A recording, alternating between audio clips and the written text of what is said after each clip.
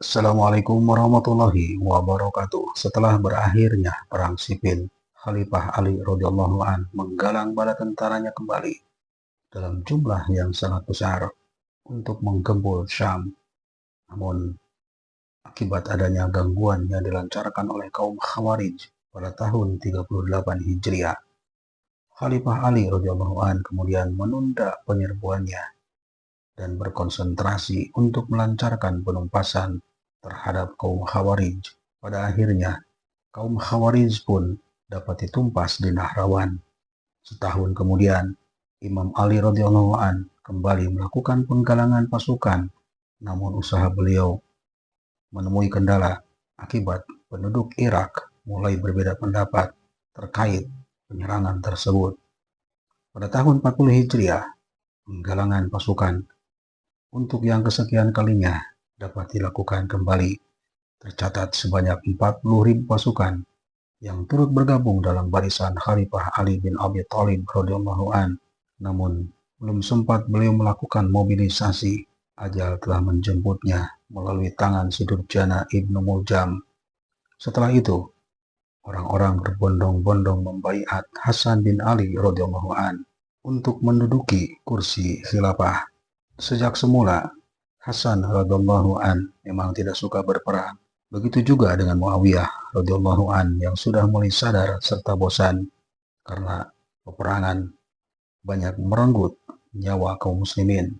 Pada zaman inilah perjanjian damai telah mendapatkan jalannya dan telah ditemukan solusinya, dan para pelakunya yang ingin kemaslahatan bagi umat Islam yang sekaligus merupakan bentuk pengorbanan dari Hasan radhiyallahu an.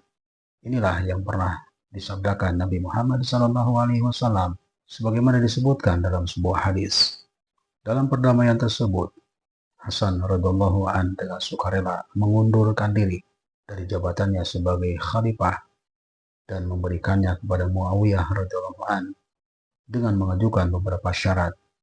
Pada tahun itu juga kaum muslimin kembali bersatu dalam naungan seorang khalifah, atau zaman tersebut lebih dikenal dengan Am al-Jamaah atau tahun rekonsiliasi umat Islam.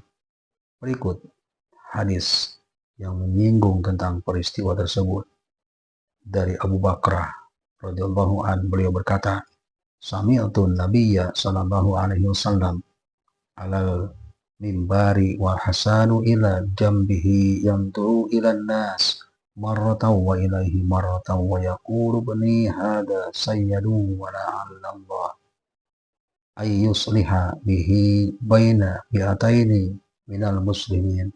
Yang artinya, aku mendengar Rasulullah Sallallahu Alaihi Wasallam berkhutbah di atas mimbar dengan Hasan bin Ali yang berada di sampingnya. Sesekali Rasulullah Sallallahu Alaihi Wasallam mendebarkan pandangannya kepada para sahabat dan kepada Hasan.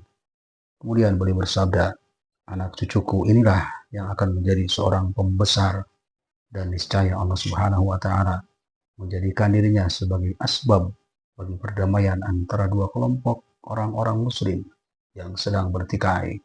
Hadis di atas merupakan bukti mujizat dari kenabian Muhammad SAW. Beliau mengabarkan dari atas mimbarnya bahwa cucu beliau Hasan radhiyallahu an yang akan menjadi penyebab perdamaian di antara dua kelompok yang bertikai. Dan inilah yang terjadi pada Am al-Jamaah. Pada tahun tersebut, Hasan radhiyallahu an mengundurkan diri dari jabatan khalifah dan menyerahkannya kepada Muawiyah radhiyallahu an demi untuk menghentikan peperangan. Dalam prosesi pengundurannya, Ibnu Hajar mengabadikan pesan dari Hasan radhiyallahu an, "Amma ba'du, ketahuilah, sesungguhnya orang yang paling kuat adalah yang paling kuat ketakwaannya, sedangkan orang yang paling lemah adalah orang yang paling zalim. Dan ingatlah, sebenarnya perkara yang aku perselisihkan dengan Muawiyah ini merupakan milik orang yang lebih berhak daripada diriku, atau boleh jadi hak tersebut menjadi milikku, tetapi aku tidak mengambilnya demi menjaga darah kaum muslimin. Hingga sekarang ini, aku sendiri juga tidak tahu apakah ini fitnah atau justru nikmat." Dalam konteks hadis tersebut, tampak jelas keinginan Muawiyah radhiyallahu anhu untuk menyudahi penyelesaian dan memandang lebih jauh terhadap generasi umat Islam di masa yang akan datang.